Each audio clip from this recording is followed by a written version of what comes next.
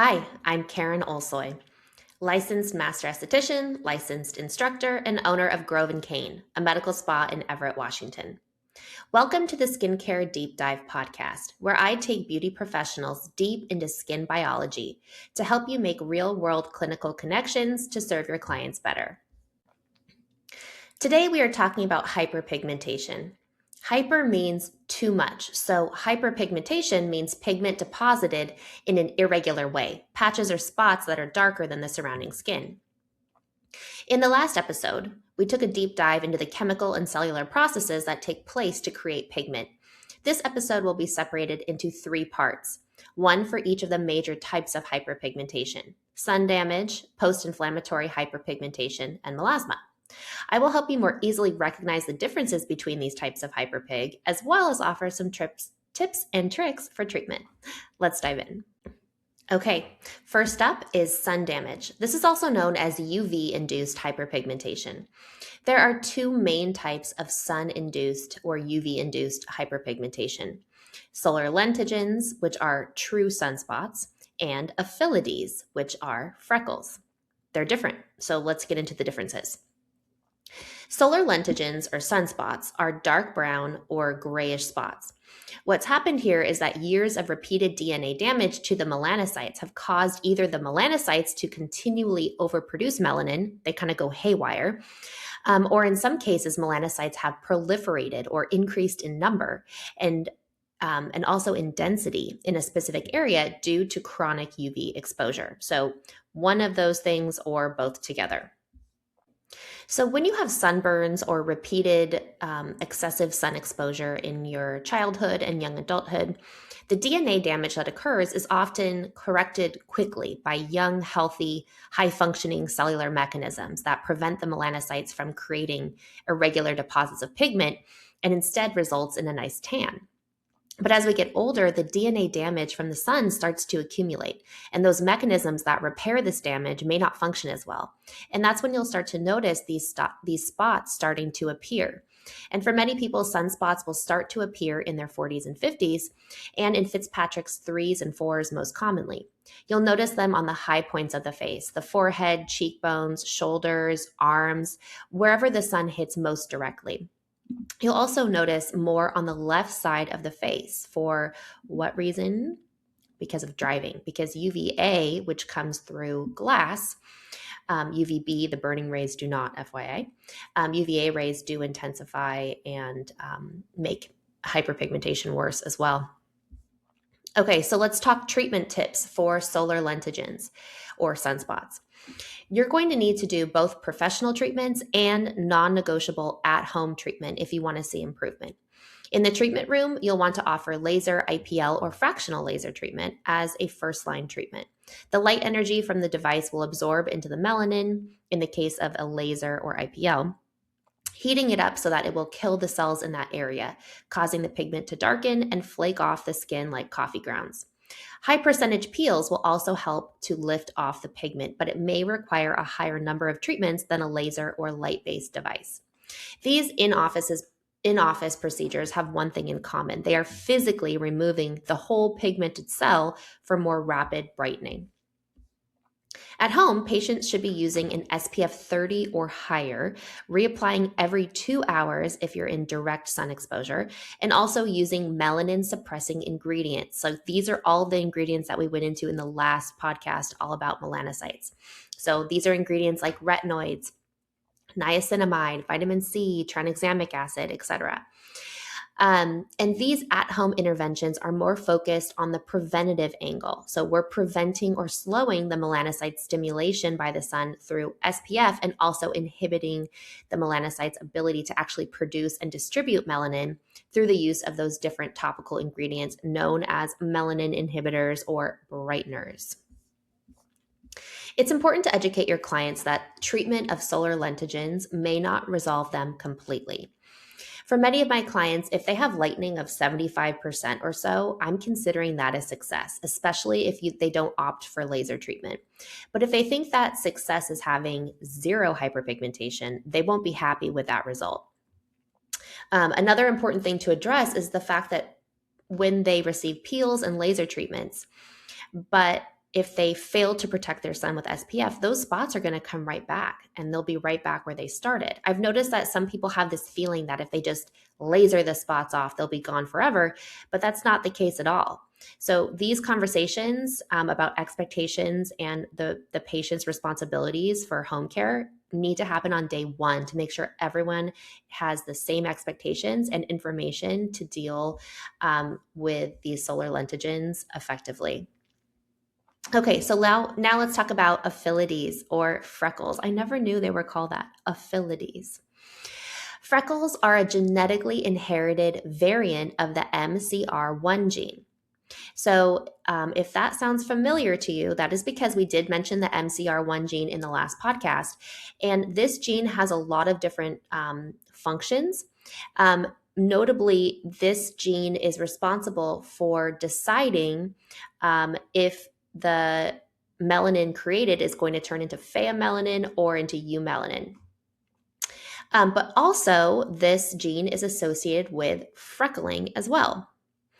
So freckles are most common in Fitzpatrick's 1s and 2s, but all Fitzpatricks can have them. Freckles are very different from solar lentogens in the following ways. Number one, freckles are not usually created through chronic or cumulative UV exposure like solar lentogens are, which is why they are present even in small children. Basically, what's happening is that the threshold of UV stimulation for melanocytes have differing levels in the skin. So this means that in a certain spot, the melanocytes there have a low threshold for UV stimulation, or basically what that means is they're just more sensitive.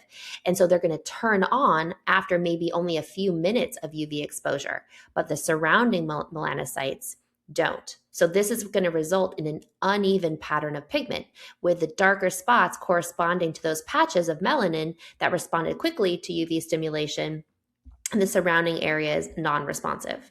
So while this type of hyperpigmentation isn't technically the result of that cumulative UV damage, it is true that as these freckly people get older, the pattern of freckling may broaden and get more patchy to the point where much of the surface of the skin is covered in freckles. So this is something I've definitely noticed personally. I'm a freckly girl. I'm a Fitzpatrick too. And I used to have freckles just on my forehead and upper cheekbones, nose when I was a child. And basically over the years, it's just kind of taken over my whole face, my chest. And I'm starting to get kind of larger freckles in random spots too, which is super fun. But again, going into the differences between freckles and solar lentogens, another difference is that freckles usually fade quite a bit in the wintertime. And this is because they're highly responsive to UV exposure, and they're going to fade within a few months of having lower UV stimulation. But solar lentogens, the age spots, they stay more or less the same throughout the year. Another difference between freckles and age spots or solar lentogens is that the freckles found in Fitzpatrick's 1s and 2s, they're made out of a mix of pheomelanin and eumelanin. And if you remember, pheomelanin is that lighter pigment, and that's what gives like redheads that red color. So it's not that true brown melanin color that we usually associate with melanin.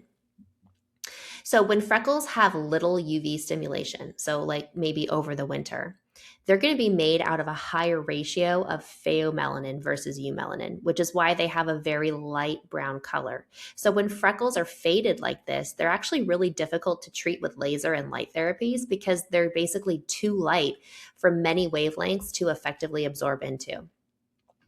But when freckles turn more dark, like if you have a lot of UV exposure, they become easier targets for those types of laser treatments. And that's because the ratio of the pheomelanin and eumelanin changes. You're going to get more eumelanin created in those freckles as you have more UV stimulation. And then again, the IPL, the laser treatment, is going to work better because it's basically has a better target there with that eumelanin. So if you have someone that's really freckly, the best thing they can do is embrace the freckling. So because it's something that's inherited, and you're basically always going to have those freckles. They will fade quite a bit, especially if you're religious about sun protection and exfoliation. but you're going to have them. So, interestingly, many commercially available melanin suppressors, so all of those brightening ingredients we've been talking about, they're really developed more for the prevention of eumelanin creation. And therefore, they're really not as useful for that pheomelanin dominant freckle that you're going to see in a Fitzpatrick 1 or 2. Because remember, those biological pathways to create pheomelanin and eumelanin dictated by that MCR1 gene, they're different pathways. So different chemicals are implicated in them. Therefore, those topical ingredients are not going to have as much effect when treating pheomelanin. So those are the differences between the two different UV-induced types of hyperpigmentation. So we have our affinities, the freckles, those are genetically inherited. And then we have those true sunspots. Sunspots, you can call it UV-induced hyperpigmentation, sun damage, also known as liver spots. That's another name. I hate that name. Ugh. But those are two different types of UV-induced hyperpigmentation. That's our first block of work today. Next up, we're going to be talking about post-inflammatory hyperpigmentation, or PIH for short. Okay, PIH time, post-inflammatory hyperpigmentation time. So how does PIH form? The mechanism is that inflammatory cytokines, those are chemicals released by immune cells in our skin, also released by keratinocytes and different cells in the skin as well, if you remember from our All About the Epidermis episode. So these cytokines released during the healing process or post-injury stimulate nearby melanocytes, signaling those melanocytes to upregulate and start creating melanin production. It's essentially like a misfired protective response. So the body is treating inflammation like UV damage and responding with pigment, because remember, that's why we have this natural protective pathway. But again, after you have a cut or a burn, pigment really does not have a protective role there. So again, it's like kind of a misfired response, sadly. So people that are Fitzpatrick's 4, 5s, and 6s are more prone to developing PIH because their melanocytes respond with a large response of melanin creation in response to stimuli. Basically, the easier it is for someone to tan. So I have a friend who notices visible darkening in her skin after even like 15 minutes of sun exposure. The easier it is for them to develop PIH. It has a direct relationship in my experience. And this makes sense because people who are Fitzpatrick's 4, 5s, and 6s have ancestors that evolved close to the equator where the sun is strongest year round. And therefore, they needed to have lots of melanin in their skin to avoid DNA damage and cancer from all of this extreme sun exposure. So remember that melanin in our skin self-sacrificially attracts UV rays, and so that the more important parts of the cell, like our DNA, get to escape the damage. Okay, so going back to PIH, what's happening here is basically just that melanocytes are reacting to the inflammation, those cytokines, as a result of an injury, thinking that the inflammation is coming from sun exposure, but unfortunately, the melanin that's created serves no purpose for us. Here is a list of common skin injuries that result in PIH. So number 1, acne, right? Burns.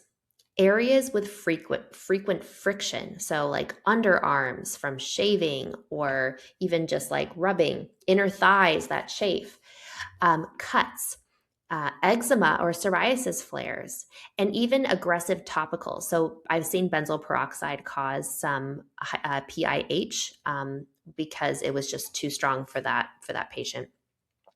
And then, of course, we can't forget cosmetic procedures like lasers and peels that are too aggressive can also cause PIH. So PIH can last in the skin for anywhere between 2 and 12 months, depending on what kind of interventions are made. It's important to know that already sensitized melanocytes will create even more pigment if they also have sun exposure. So SPF is super, super important for treating PIH successfully. Topical melanin inhibitors, those brighteners that I keep talking about, they will also help. So retinoids, hydroquinone, azelaic, mandelic, the list goes on, should also be recommended depending on the person. And there are two very important things to understand about PIH. Number one is that the treatment of the root cause, the treatment of the injury that's creating the PIH, is the most important thing. Because if you are not treating that root cause, you're just going to keep getting PIH over and over again. And then the second thing is that PIE is not PIH. So we'll come back to that. Number one, let's start talking about the root cause. I just had a new client yesterday. She was a Fitzpatrick 5, and she told me her primary concern was hyperpigmentation. When I looked at her skin up close, it became glaringly clear to me that she had untreated acne with PIH as a side effect. So I explained that until we control her acne, her pigmentation will not improve, because even if an individual spot lightens, there's just going to be another spot that appears next door to it as she has another acne lesion. So I would have thought that this would be, fairly obvious to people, but you would be so shocked, and maybe you have this experience too, of how many people walk through my door with this happening, where they're like, I just want my pigment to be even, brighten my skin, but then they have acne. And it's like, come on, don't you see the relationship here? We can't brighten your skin until the acne is taken care of. So for these types of clients, I try to recommend products with ingredients that will work for both the pigment and the acne, so that they're motivated to purchase it. Because these types of clients, if their primary concern is brightening, but you're trying to sell them acne products, they're not going to be that excited to buy it, because they're like, but I want brightening. Again, doesn't make sense, but we have to educate and work with them, right? So, crossover ingredients for both acne and hyperpigmentation include mandelic acid, azelaic acid, and retinoids. And with regards to professional treatments, chemical peels are my favorite thing to recommend, because they also address both concerns. The second thing that I mentioned that's important to know about PIH is recognizing when you're not dealing with PIH at all. So the red marks that occur after injuries, most commonly acne, is called post-inflammatory erythema, PIE. And it is completely different from PIH and will not respond to melanin suppressors or peels. The redness that's visible is actually granular tissue. It's part of the stage of the healing dermis that is very rich in blood vessels as it is being kind of patched back together after an injury. So these blood vessels are playing an important role in ferrying oxygen and nutrients to that healing tissue. So this is part of the proliferation phase of the wound healing cycle. That would make a really good podcast in the future, the wound healing cycle. It's fascinating. Once the proliferation phase is complete, usually within 3 to 6 months, this red mark will go away as the vessels are programmed to die away through apoptosis once they are no longer needed. So you will see PIE more easily in Fitzpatrick's 1s and 2s. And in these individuals, myself included, after that redness goes away, there is not any PIH, because melanocytes are not as reactive in Fitz's 1s and 2s. So when I have a breakout, it's red for a month or two, it goes away. I don't have pigment to deal with. However, for Fitzpatrick's 4, 5s, and 6s, the PIE may give way to actual PIH that then responds to all of those treatments we talked about, melanin inhibitors, peels, etc. So what can we do about PIE? Not a whole lot. Vascular lasers and IPL can address some of the redness by dissolving that excess vasculature in the healing tissue. But honestly, the best treatment is just time and dealing with the root cause first. So patient education is key here. Okay, last section. Let's talk about melasma. So melasma, there's a few different names for it. So sometimes it's referred to as hormonally induced hyperpigmentation.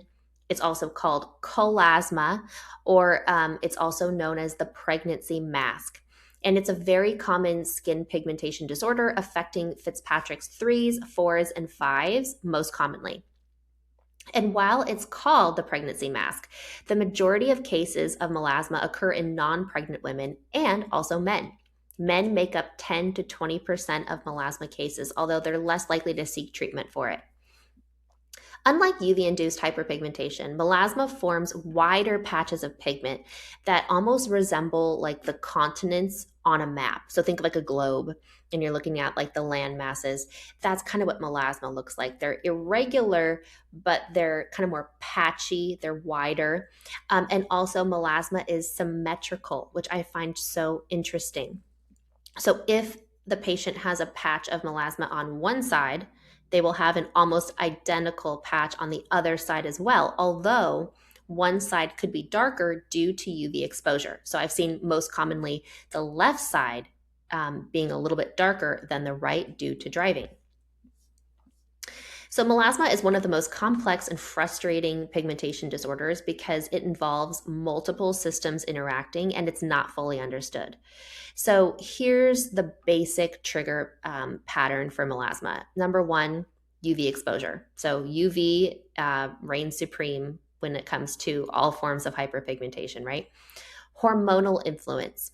So particularly estrogen and progesterone play a role in melasma, which is why we think it could play, we're going to see a lot more female patients dealing with melasma than male. But again, we do have male patients with melasma as well. It's not the whole story. That's another thing I learned in this research. Hormonal influence is not the whole story with melasma like I thought it was, quite honestly.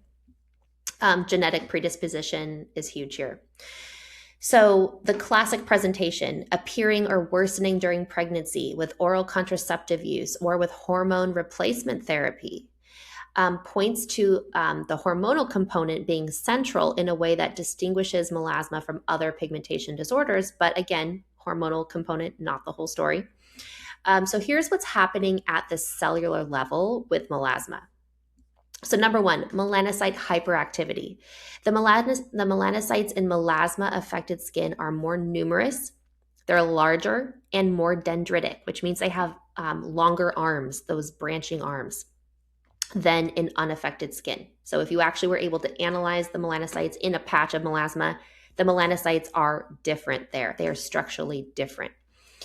Estrogen receptor involvement. So melanocytes in those areas are going to have more estrogen and progesterone receptors.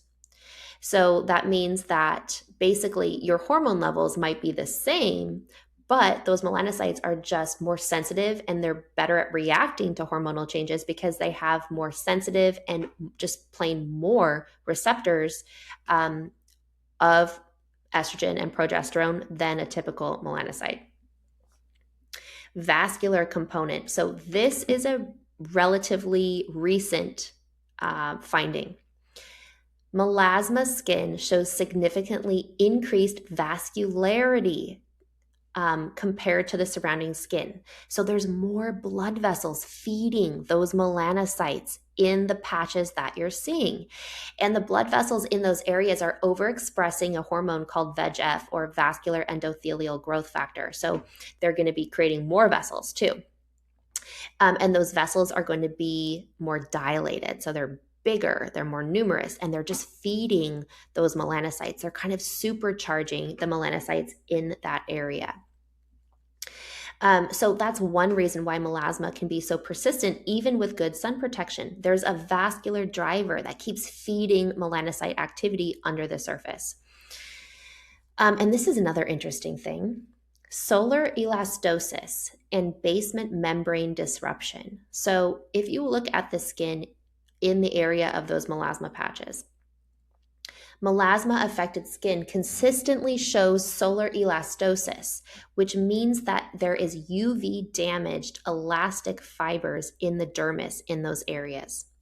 Also, the basement membrane, which forms that junction between the dermis and the epidermis, shows disruption and damage, which allows melanin to actually fall into the dermis sometimes. So it's really hard to tell if you're dealing with epidermal melanin or dermal melanin. FYI, if you're dealing with dermal melanin, so you have melanin that's leaking into the dermis through that disrupted basement membrane, that is almost impossible to treat. So, and it's hard to tell. Some people say they can use a Woods lamp to determine. That's actually not the best way. You really have to use more advanced imaging to tell if you're dealing with epidermal or dermal melanin. But that is another reason why melasma is so tricky, because you could be doing all the peels, using all the topical ingredients, but if that pigment has leached into the dermis, it's really not going to be affected that much by those interventions that you're doing. So people with melasma often notice that even brief incidental sun exposure, like walking to the car, sitting near a window, can trigger visible darkening within hours sometimes. This hypersensitivity is because melanocytes are already primed and hyperactive. All of that blood from that vasculature, right? They got all those hormonal receptors. So they're just like primed and ready. They're stronger, they're bigger, right? They're just ready to pump out pigment. Even UVA through glass and increasingly recognized visible light, especially blue light, can trigger melasma in susceptible individuals, which is why standard SPF alone is sometimes not enough to help treat melasma. So what you want to do is, if you have melasma or have a patient with melasma, recommend a tinted sunscreen. Make sure that tinted sunscreen gets its tint from iron oxides. So you'll be able to tell that by looking at the ingredients.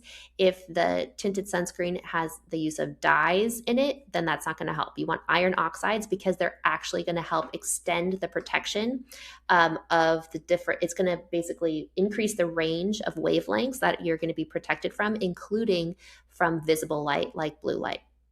So you want iron oxides in your tinted SPF. Okay, treatment tips for melasma. So professional treatments, you need to be very careful with lasers because heat can actually stimulate already sensitive melanocytes to create even more pigment.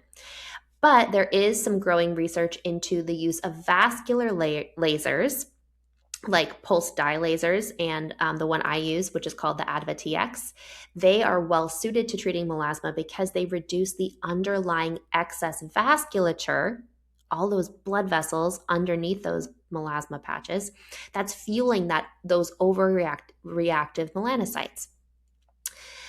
Peels, though, are going to be the gold standard for treating melasma because they don't involve as much heat as lasers and IPL. So IPL, not a good idea, most likely for melasma, although it probably depends on the device you're using and what kind of training you've received. There is more interest in using microneedling to treat melasma because it doesn't create as much heat.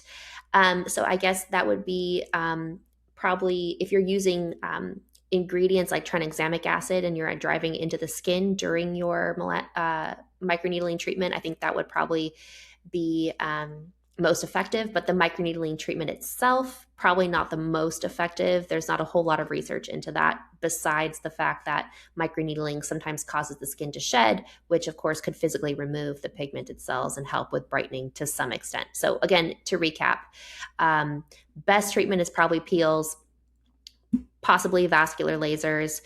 Microneedling evidence is more thin for creating a dent with melasma. When it comes to home care, SPF 50, that application is non-negotiable. Honestly, just like any pigment concern, right? And patients should use that tinted formula with iron oxides. All of the melanocyte inhibiting ingredients that we've been talking about would be great. Use them, stack them, especially tranexamic acid and mandelic acid being two standouts. And if you remember, tranexamic acid works by reducing the keratinocyte's ability to trigger the melanocyte in the first place. So stacking tranexamic acid with other tyrosinase inhibitors, retinoids, niacinamide, that all has an additive effect to work together and suppress melanogenesis from a variety of angles. Another important note about melasma is that it can also cause severe psychological stress, similar to vitiligo or psoriasis. Just another reason to give your melasma client some extra love and comfort when they're in for a treatment. It's really rough, especially if you're dealing with severe melasma. Okay, to sum up our whole episode here. Treating hyperpigmentation is a huge part of what we do as beauty professionals. So understanding how to differentiate between the different types and recommend treatments is important. However, regardless of which type of hyperpigmentation you're dealing with, I like to stick to 3 talking points when talking to my clients. It's imperative that they do these 3 things to see a difference in their skin. Number 1, they need to use brightening ingredients at home, and that is to slow new pigment from forming. So those are all the ingredients I've been talking about. I'll list some of them again here: tranexamic acid, niacinamide, retinoids, vitamin C, kojic acid, mandelic acid, azelaic. And don't be afraid to stack them, since they all attack that melanin creation pathway at different angles. So use these types of ingredients twice a day, right? So you can use niacinamide twice a day, use mandelic twice a day. Watch for barrier function disruption if you're using exfoliating acids. But other than that, use those brighteners and use them twice a day. Number 2, sun protection. Our poor clients probably get so sick of us yelling at them, right? I even had a client that she's like, I almost rescheduled my appointment because she had just got back from Hawaii. She's like, I got some sun and I didn't want you to be mad at me. I'm like, I won't be mad at you. Like, always come in, I'll treat your skin. But I kind of like that they're afraid of me, because they always think of me when they're, reapplying their sunscreen. It's because I care, right? If I didn't care, I wouldn't bother them with it. But if you're dealing with hyperpig, you have to educate your client that sun protection is key. Number 3, they need to come in for professional treatments. Aim for once a month. So if you have a laser device, start there. Do a series of laser devices and then switch to once a month peels to maintain the result. And they're, again, with the first 2 tips, right? Using the brightening ingredients and the sun protection, those are really more preventative. They're meant to slow down the production of melanin. But in order to remove it, you really need a professional treatment. So that's where your lasers and peels come in. All right. This has been really fun. Let me know what you guys think of this podcast. And if you have any ideas for future podcasts, feel free to email me at Karen@rainmarketskincare.com and let me know what you want to hear. Hope you guys have a great day.